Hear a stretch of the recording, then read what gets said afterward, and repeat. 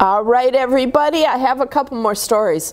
This was one of my kids' favorite ones, Snowmen at Night. Let's see what those snowmen we're building outside are doing outside when we're asleep.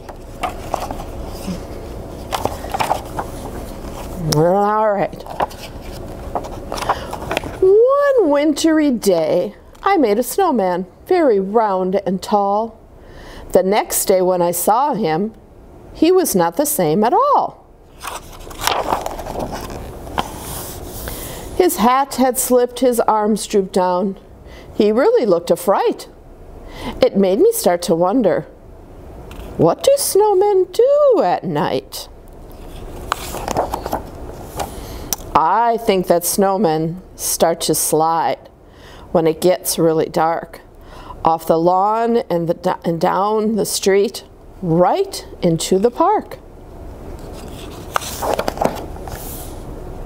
They gather in a circle while they wait for all the others, sipping cups of ice-cold cocoa made by snowman mothers. Then snowmen play games. They line up in their places, each one anxious for his turn in the snowman races. After everyone has had a chance to race once or twice, they go on over to the pond to do skating tricks on ice. Sometimes they start to giggle and they act like clowns. They bump into each other till they all fall down. They gather up their snowballs, the pitcher takes his aim, and underneath the moonlit sky they play a baseball game. No one knows just how it started, but soon it's quite a sight, with snowmen throwing snowballs in the world's best snowball fight. Then it's time for sledding. It's a wild ride down the hill. Woohoo! They yell. This is by far the snowman's biggest thrill. Finally, they're tuckered out and getting sleepy, so they slowly gather their things and one by one they go. So if your snowman's grin is crooked, or he's lost a little height, you'll know he's just been doing what snowmen do at night. The end. Isn't that fun to think about? What if the snowmen really do go down to the park and go sledding and have baseball games? Do snowmen have mothers? I don't know. Snowmen at night. What a fun story. All right, my second story is a brand new one I just found not too long ago. It's called The Tree That's Meant to Be. I really liked it. It's kind of a Christmas tree, but it's not a Christmas tree. And even if it was a Christmas tree, that's okay. Christmas can be as long as we want it to be. This is brand new. I'm going to have to hold it open wide. I am the tree that's meant to be. I started life as a tiny seed, but soon enough, it was plain to see that I was never ever going to be the perfect grown-up tree. He's kind of small, isn't he? I branched a bit to the left, too much to the right, and didn't really focus on my height. While other trees grew poised and tall, I lagged behind, looking different, feeling small. Spring, summer, and autumn. Seasons came, stayed and went.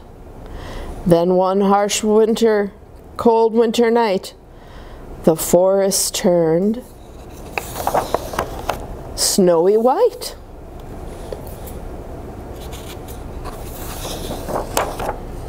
The people came with measuring tapes and saws, searching for the flawless tree, a Christmas tree to be cut and taken indoors. Soon, one by one, the other trees were gone, and it was just me now. Alone, I shivered and shuddered. Is anyone there? I stuttered into the night. But who would hear my cry? Who could speak the language of tree and understand me? And then at dawn, foxes, deer, and birds, they heard. Everyone brought berries, feathers, nuts, and flowers. They dressed me for hours and hours until I was a jolly festive tree. Hello, hello, welcome squirrel. Greetings bear. Laughter filled the air. My clearing rang with Christmas cheer.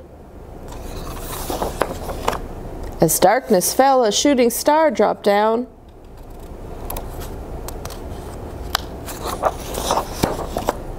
It sank into my branches and shone so pure, so bright, that I became a tree of light. Among the creatures great and small, I felt loved. I felt tall. Seasons came, stayed and went. I'm no longer alone.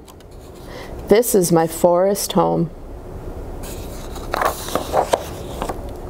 Through wind and rain, sun and snow I grow, always here, always evergreen. I am the tree that's meant to be. I know that this is kind of a Christmassy story, and it's the end of January and Christmas has been done for a while. But I love Christmas. And there's nothing wrong with having a little Christmas go on into the new year. And this little tree, he didn't feel so good about himself. But his friends loved him, and his friends cared for him. And then he started to love and care for himself. So it's a good reminder. Be kind to each other. Be good to each other. Because you never know when someone's maybe feeling a little down, and they need a little extra loving. That's my stories this week, gang. Have a good week, and I will see you next week. Bye.